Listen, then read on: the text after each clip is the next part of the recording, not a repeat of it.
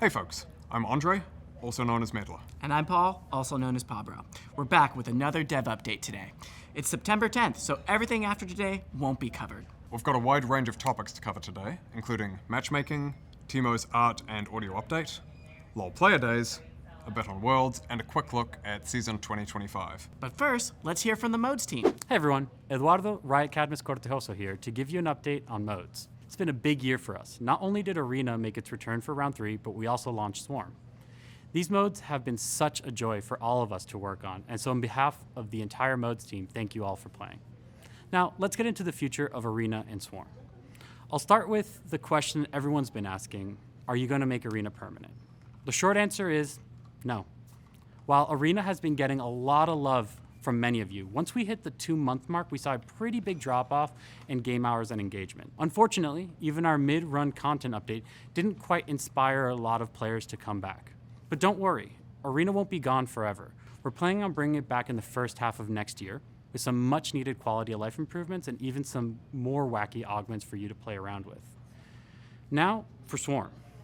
So from the beginning, Swarm was never intended to be a permanent game mode. And that's still the case right now. I know a lot of us, myself included, look back fondly on both Star Guardian and Odyssey, but Swarm actually surpassed both of these modes in terms of player engagement.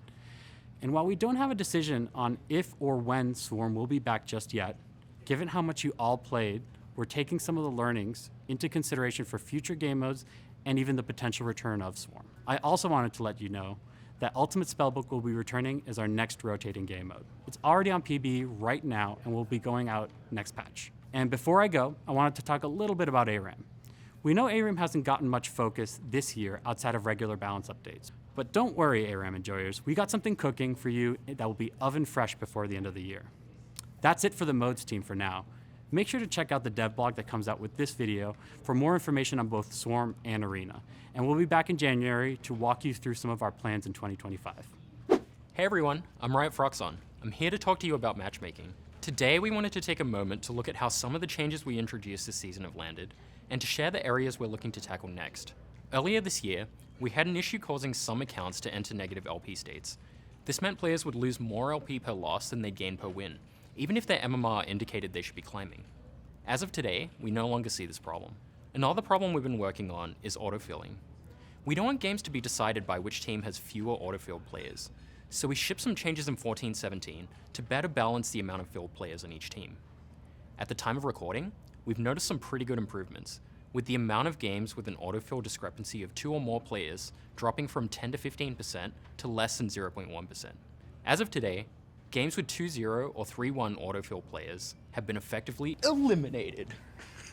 This is a good first step, but we want to do more work in this area. Next up, we'll be working on situations where one team has an autofilled player and the other doesn't, with a focus on high MMR, where this problem is especially impactful because of the small player populations. We've also got an evaluation underway on a system called True Skill 2 that could potentially help out meaningfully with things like better placing new accounts and detection of smurfs. As of now, we're actively testing its effectiveness and determining how good a fit it is for League. We'll let you all know once we have an update on what testing has shown. And that's it for me today.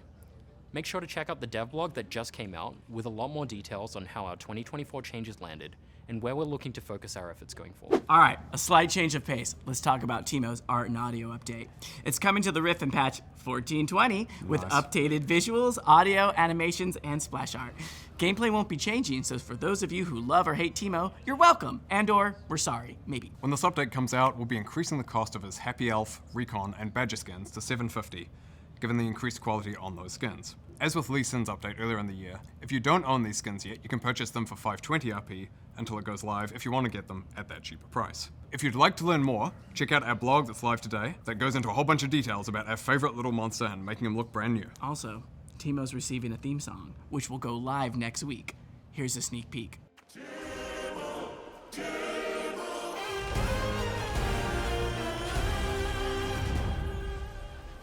Switching topics, we've got Worlds 2025 kicking off in 3 days on September 25th with play-ins in Berlin.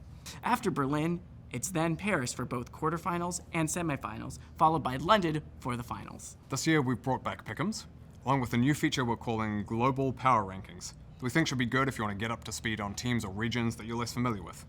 Or maybe you just want to argue with our rankings about how your favorite teams stack up against their competition globally. We just dropped a dev blog that explains global power rankings in more detail, so go check it out if you want to learn more.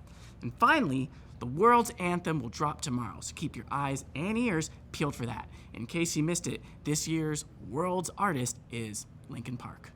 Along with Worlds in October, we'll also be celebrating League Player Days, a celebration of your League journeys over the last 15 years. Player Days will be 3 themed days that celebrate players of all kinds, from casual enjoyers to hardcore ranked climbers. The celebration will kick off with Creative Day, with a focus especially on artists. Then Music Day, to celebrate our true calling, being a music company. And finally, Esports Day, to highlight the ultimate competition in League. On each day, we'll share stories from players around the globe about what League means to them. There'll also be some missions you can complete for earnable in-game content, including a very special anniversary Sivir skin. Nailed it. Yep. There'll also be 3 Player Days skins available for purchase, with proceeds going towards the Riot Games Social Impact Fund.